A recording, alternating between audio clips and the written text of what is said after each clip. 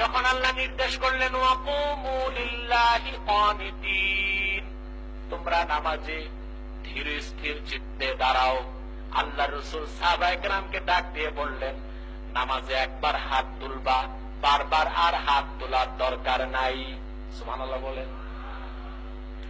হাত আর তোলার দরকার নাই। হাদিসটি বর্ণনা করেছেন আব্দুল্লাহ বিন আব্বাস। আব্দুল্লাহ বিন আব্বাস বলেন, আন আব্দুল্লাহ ইবনে আব্বাস রাদিয়াল্লাহু তাআলা আনহুমা আশারাতুন মান শাহিদা লাহুম রাসূলুল্লাহ সাল্লাল্লাহু আলাইহি ওয়াসাল্লাম মা কানু ইয়ারফাউনা আইদিয়াহুম ইল্লা ফি ইফতিদাহিস সালাহ। আব্দুল্লাহ বিন আব্বাস বর্ণনা করেন, সেই 10 জন মহান ব্যক্তি যাদের, যে 10 জনকে নবী মুহাম্মদ সাল্লাল্লাহু আলাইহি ওয়াসাল্লাম দুনিয়াতে বেহেশতের সুসংবাদ দিয়েছেন, সেই আশারায়ে মুবাশশারার 10 জনের পিছনে আমি নামাজ পড়েছি।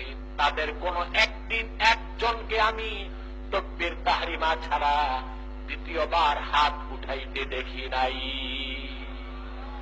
আব্দুল্লাহ বিন আব্বাস বর্ণনা করলেন, আশারা মুবাশশারার 10 জনের পিছনে আমি নামাজ পড়ছি, আশারা মুবাশশারার একজনও তাকবীরে তাহরিমায় একবার হাত উঠানো ছাড়া দ্বিতীয়বার হাত উঠায় নাই।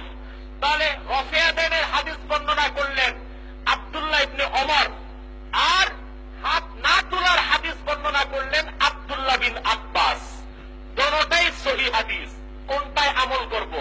হাদিস হিসেবে দোনোটা বিশ্বাস করতে হবে, এখন আমল করবেন কোনটা?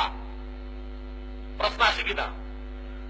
যারা উসুলে হাদিস লিখছেন, ইমাম বুখারী তার উস্তাদরা, ইমাম বুখারী, দারিমি, আহমদ বিন হাম্বল, জুহরি, হুমাইদি, যারা আহলুল হাদিস, উসুলে হাদিসের ক্ষেত্রে তারা উল্লেখ করেছেন, 2টা হাদিস যদি সহিহ পাওয়া যায় 2 সাহাবী থেকে, দেখতে হবে দোনো হাদিসে সামঞ্জস্য করা যায় কিনা।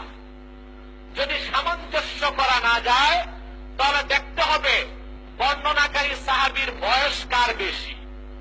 যেই সাহাবীর বয়স বেশি বলে গণ্য হবে, তার বর্ণিত হাদিস হয়ে যাবে মানসুখ, রহিত। আর যে সাহাবীর বয়স কম বলে প্রমাণিত হবে, তার বর্ণিত হাদিস হয়ে যাবে নাসিখ। সমস্ত আসমাউর রিজালের লেখকগণ একমত, আব্দুল্লাহ বিন আব্বাস আব্দুল্লাহ বিন ওমর থেকে বয়সে অনেক ছোট ছিলেন। এজন্য আব্দুল্লাহ বিন ওমরের বর্ণিত রফিয়াদের হাদিস সহিহ হাদিস হওয়ার পরও এটা মানসুখ হয়ে গেছে। আব্দুল্লাহ বিন আব্বাস কর্তৃক বর্ণিত হাদিস নাসিখ হয়ে গেছে। দোনোটাই হাদিস, যেটা মানসুখ ওটা শুধু হাদিস, আর যেটা হাদিস নাসিখ ওটা হাদিস এবং সুন্নাত। এজন্য আমরা আহলে সুন্নাত, আমরা আহলে হাদিস নই। কথা বুঝতেছেন? কথা বুঝতেছেন? এবার আসেন, এই আহলে হাদিস সম্প্রদায় বুকের উপর হাত পাবে, আমরা হাত পাতি নাভির নিচে। কোথায়? আমরা হাত পাতি কোথায়? নাভির নিচে। ওরা হাত পাতে কোথায়? বুকের উপর। আমি আহলে হাদিস মৌলবী যদি থেকে থাকে 10 লাখ টাকার চ্যালেঞ্জ দিয়ে গেলাম, বুকের উপর হাত বাঁধার একটা সহিহ হাদিস তোমরা দেখাতে পারবে না। সহিহ ইবনে খুজাইমা থেকে তোমরা যে হাদিসটা বলো ওয়াইল ইবনে হুজুর বর্ণনা করেছেন, সেই হাদিসের ব্যাপারে তোমাদেরই বড় নেতা ইবনে তাইমিয়ার প্রধান ছাত্র ইবনুল কাইয়্যিম জৌজি